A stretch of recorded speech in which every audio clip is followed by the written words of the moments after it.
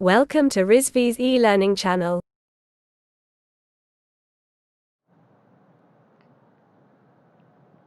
Good afternoon class.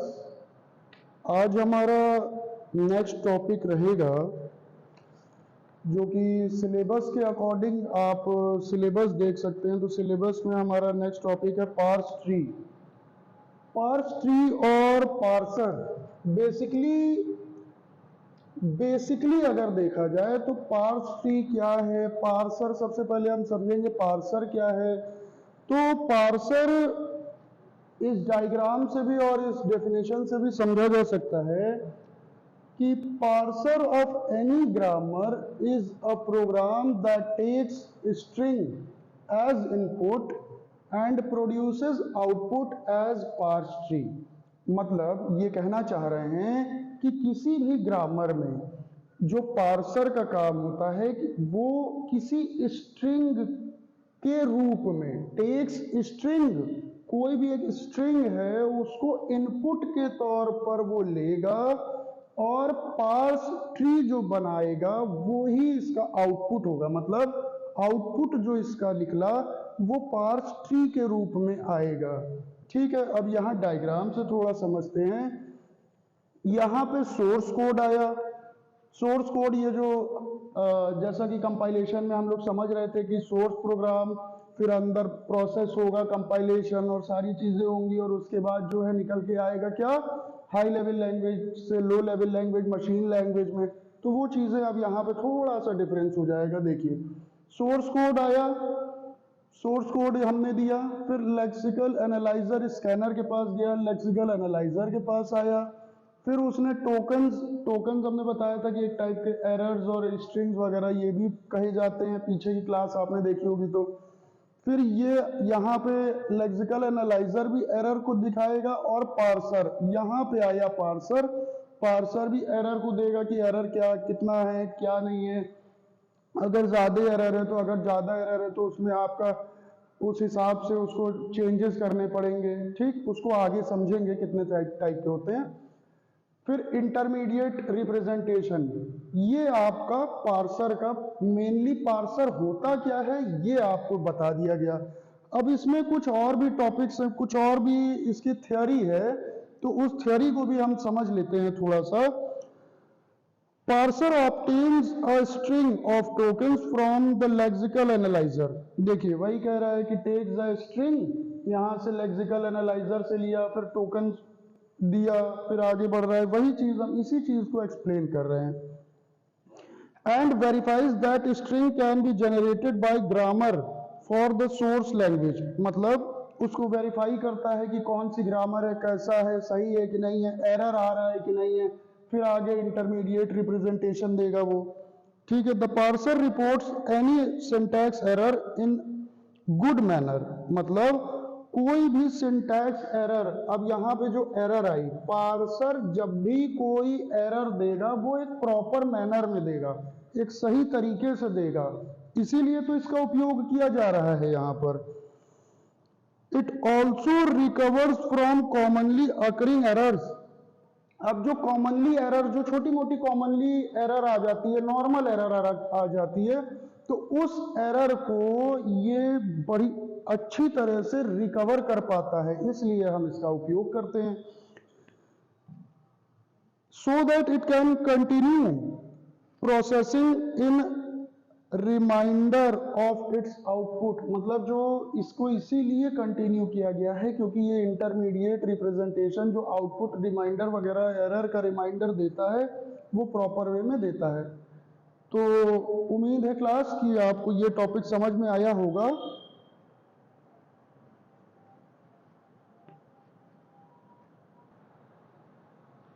तो अब थोड़ा सा इसको समझने की कोशिश करते हैं कि शिफ्ट रिड्यूस पार्सर क्या कह रहा है, क्योंकि हमारा यूनिट 2 का अगला टॉपिक है।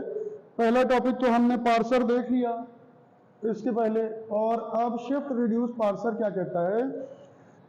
Shift reduce parser attempts to construct parse tree. मतलब शिफ्ट रिड्यूस पार्सर जो पार्स ट्री बनाता है वो लीव्स से रूट की तरफ, मतलब लीव्स टू रूट जाएगा। Thus it works on the same principle of bottom up parser। अब बॉटम अप जैसा कि आप नाम समझ पा रहे होंगे कि नीचे से ऊपर की ओर, मतलब leaves to root, bottom up. ठीक है, अब इसमें दो मेन पॉइंट होते हैं। दो क्या होते हैं? Input buffer storing the output string, मतलब जो इनपुट बफर होता है वो आउटपुट स्ट्रिंग को स्टोर करता है। दूसरा कहता है stack for storing and accessing the LHS and RHS rules, मतलब जो भी हमारा LHS RHS भाई ट्री बनेगा, कोई ट्री बनेगा तो उसमें लेफ्ट साइड की रूट, नोड, लीव्स वगैरह आएंगी, लेफ्ट साइड की आएंगी। तो उसी तरह जो हमारा LHS और RHS वगैरह एक्सेस हो रहा है वो स्टोर होगा किसमें? स्टोर होगा, एक्सेस होगा LHS RHS रूल्स। उसके लिए एक स्टैक बनेगा। जैसे एक स्टैक हमने ये बना दिया, फिर ये इनपुट बफर बना दिया। ठीक है, तो ये चीज है। फिर उसके बाद अभी इसमें कई तरह के और पार्सर हैं, वो देखते हैं हम आगे का next.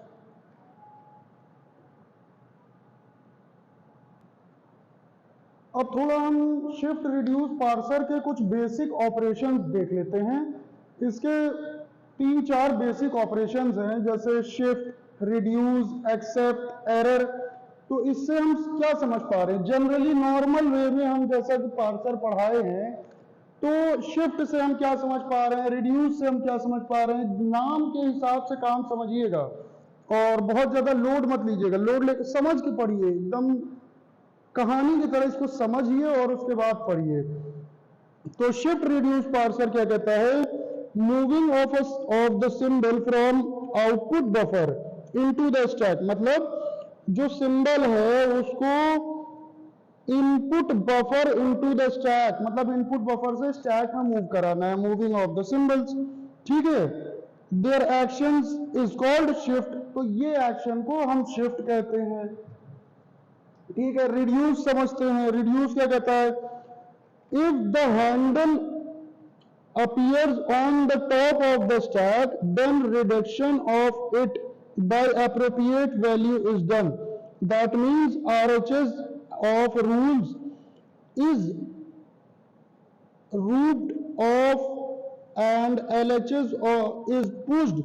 In this action is called RHS।